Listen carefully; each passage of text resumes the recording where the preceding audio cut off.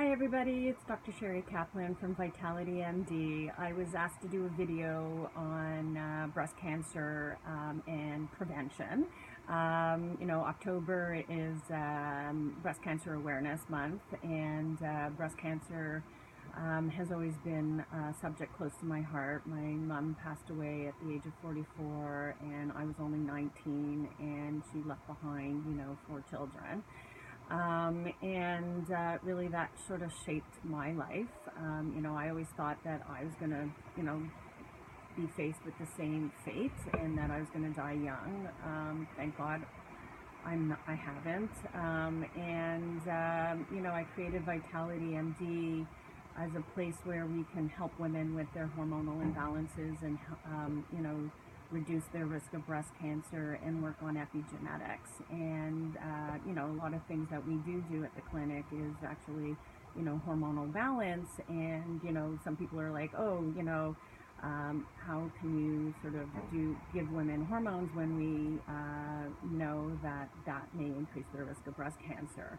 Well, the WHI that had come out many years ago was really on different hormones that than what I prescribed. So that was on Premarin and Provera, and that those two together definitely increase a woman's risk of breast cancer, and there's no debating that. But there's been a lot of studies in Europe and even now in North America showing that bioidentical hormones, estradiol and progesterone, that when they're given, that they have significantly less risk.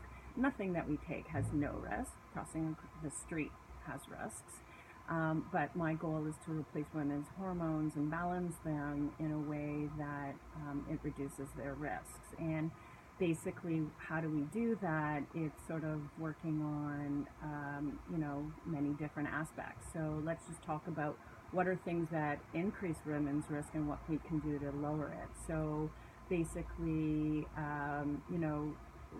we are exposed to a lot of xenoestrogens, and that in itself hits our receptors whether we like it or not. And so what we want to do is try to reduce our exposure. So, phthalates, parabens, and almost every man-made chemical looks like an estrogen. So we want to try to avoid them if we can. So, one little example is not drinking out of plastic bottles, not storing hot food in plastic containers, using more glass, trying to avoid personal care products that have xenoestrogens in them, and working on detox pathways. And so at the clinic we do a lot of genetic testing, and we found out that certain people have genetic SNPs that actually increase their risk of being a poor detoxifier, or they metabolize their estrogen down not such a good pathway.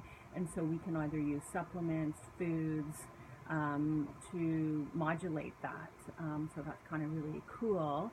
A lot of things that, even now I'm very excited to find out that PMH is now telling patients, oh yeah, like exercise is really good to reduce your risk of breast cancer, avoiding alcohol, and now they started telling people about cruciferous vegetables, because cruciferous vegetables like broccoli, cauliflower, and kale are things that can actually help change the pathway that women go down. If they go down a pathway that increases their risk of breast cancer, that may be helpful.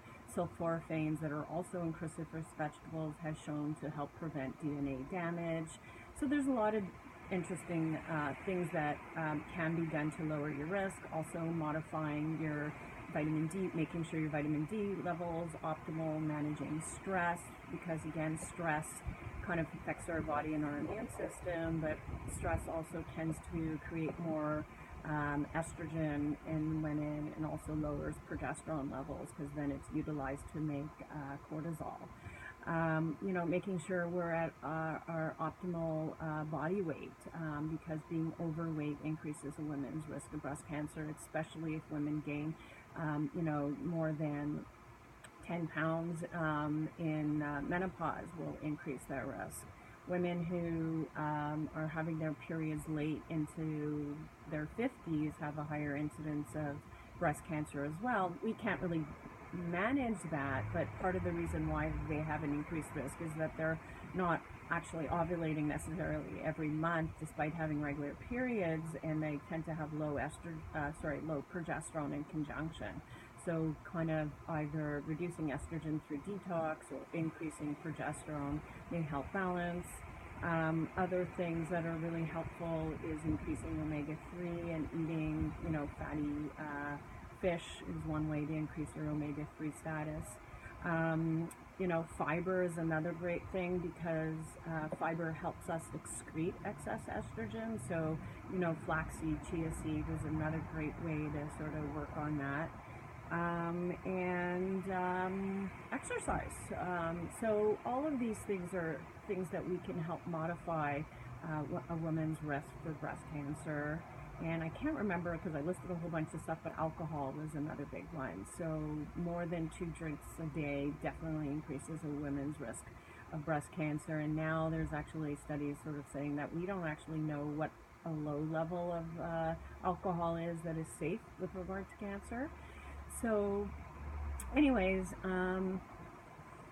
that's my spiel on how we can sort of help reduce women's risk of breast cancer. Come check us out at Vitality MD.